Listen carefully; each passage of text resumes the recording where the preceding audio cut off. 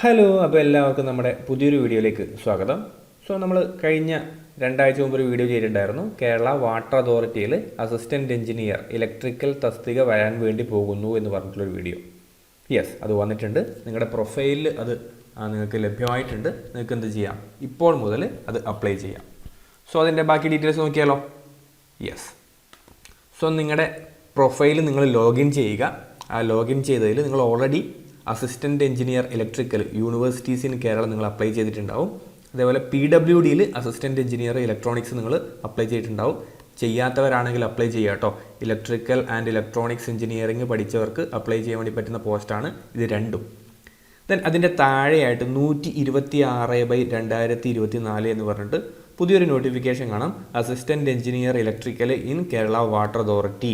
Okay, അത് electrical പഠിച്ചവർക്കും electrical and electronics engineering പഠിച്ചവർക്കും അപ്ലൈ ചെയ്യാൻ വേണ്ടി പറ്റുന്ന ഒരു പോസ്റ്റാണ്. നിങ്ങൾ എന്ത് ചെയ്യുക, അപ്ലൈ ചെയ്യുക കേട്ടോ. യെസ്, ഇന്ന് മുതലാണത് പ്രൊഫൈലിൽ അൺലോക്കായി വന്നിട്ടുള്ളത്. എത്രയും പെട്ടെന്ന് തന്നെ അപ്ലൈ ചെയ്യുക. ഇതിൻ്റെ ഒരു ഗുണം എന്താണ്? യെസ്, നമ്മൾ കുറേയധികം അസിസ്റ്റൻറ്റ് എഞ്ചിനീയർ കുറേയധികം AE പരീക്ഷകൾ ഇനി എഴുതാൻ വേണ്ടി പോവുകയാണ്. ആദ്യമായിട്ട് വരാൻ വേണ്ടി പോകുന്നത് ജൂലൈ മാസത്തിൽ, ജൂലൈ 22-നാണെന്ന് തോന്നുന്നു, ഹാർബർ എഞ്ചിനീയറിംഗ് ഡിപ്പാർട്ട്മെൻറ്റിൽ അല്ലേ, ഹാർബർ എഞ്ചിനീയറിംഗ് ഡിപ്പാർട്ട്മെൻറ്റിൽ AE പോസ്റ്റ് വരുന്നുണ്ട്. അതിൻ്റെ എക്സാം നിങ്ങൾ ചിലപ്പം പ്രിപ്പയർ ചെയ്യുന്നുണ്ടാവും, എഴുതാൻ വേണ്ടി പോകുന്നുണ്ടാവും അല്ലേ. അതേ സിലബസിലാണ് യൂണിവേഴ്സിറ്റീസ് ഇൻ കേരള അല്ലേ. യൂണിവേഴ്സിറ്റീസ് ഇൻ കേരളയിൽ അസിസ്റ്റൻറ്റ് എഞ്ചിനീയർ ഇലക്ട്രിക്കൽ വിളിച്ചിട്ടുണ്ട്. അതിൻ്റെ സിലബസും എന്താണ്, സെയിം തന്നെയാണ്. നമ്മൾ കുറേ വർഷങ്ങളായിട്ട്, ഒരു 2-3 വർഷമായിട്ട് എഴുതുന്ന AE സിലബസ് അത് തന്നെയാണ്. നിലവിൽ assistant electrical inspector, KCB AE, then PWD AEയിലൊക്കെ വന്നിട്ടുള്ള സിലബസ് തന്നെയാണ് നമ്മൾ ഫോളോ ചെയ്യേണ്ടത്. ആ പരീക്ഷകൾക്കൊക്കെ പഠിച്ചവരാണെങ്കിൽ ഞാൻ മുമ്പേ പറഞ്ഞിട്ടുണ്ട്, നിങ്ങൾ കണ്ടിന്യൂ ചെയ്യുക. കാരണം സുവർണാവസരമാണ്. കുറേയധികം electrical assistant engineer degree level പരീക്ഷകൾ വരുന്നുണ്ട്.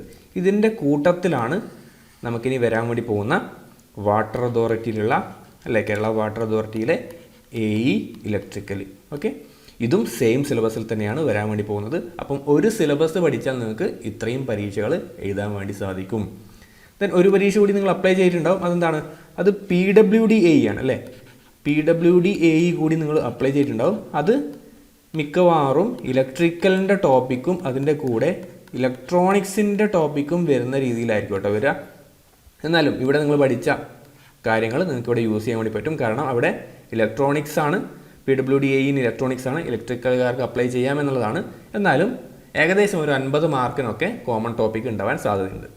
അപ്പോൾ ഓക്കെ അല്ലേ? അപ്പോൾ സമയം കളയാതെ വേഗം തന്നെ അപ്ലൈ ചെയ്യുക.